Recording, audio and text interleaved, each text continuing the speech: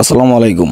আগে ক্রিকেটের পরাশক্তি ছিল ভারত এবং পাকিস্তান, কিন্তু বর্তমানে ক্রিকেটের পরাশক্তি হচ্ছে বাংলাদেশ এবং ভারত। কারণ সাম্প্রতিক দিক বিবেচনা করলে বাংলাদেশ এবং ভারতের সম্পর্ক আগের মতো নেই। তাই বাংলাদেশের বিপক্ষে যখন ভারতের খেলা অনুষ্ঠিত হয়, তখন বাংলাদেশ এবং ভারতের দর্শকের মাঝে চরম উত্তেজনা বিরাজ করে। তারা একে অপরের খেলা দেখার জন্য অধীর আগ্রহে বসে থাকে। তাই এবারের খেলায় বাংলাদেশ নাকি ভারত, কে জিতবে তাই জানার বিষয়।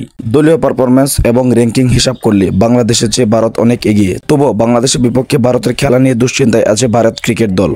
কেননা সাম্প্রতিক বাংলাদেশ পাকিস্তানকে হারিয়ে 2-0 ব্যবধানে সিরিজ জয় করেছে। যাতে এই ধাক্কার ভারতের শিকার হতে না হয়, তাই ভারত দল শক্তিশালী স্কোয়াড ঘোষণা করেছে বাংলাদেশের বিপক্ষে। বাংলাদেশকে তারা হালকাভাবে নিচ্ছেন না, যা জানিয়েছেন সাদমান গিল। তাছাড়া ভারতের সাবেক ক্রিকেটাররাও বাংলাদেশ এবং ভারতের এই খেলা নিয়ে আলোচনা করছেন।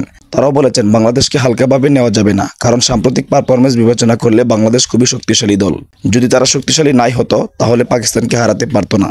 আর এদিকে আমাদের বাংলাদেশ পাকিস্তানের বিপক্ষে জয়ের আত্মবিশ্বাস নিয়ে ভারতের বিপক্ষে মাঠে নামবে এবং চেষ্টা করবে ভারতকে হারাতে।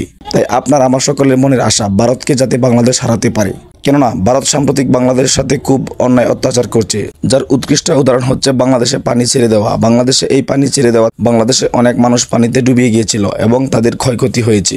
সুপ্রিয় দর্শক, আপনি আমি সকলেই চাই বাংলাদেশ ভারতের বিপক্ষে জয়লাভ করুক এবং তাদেরকে একটি উপযুক্ত জবাব দিক।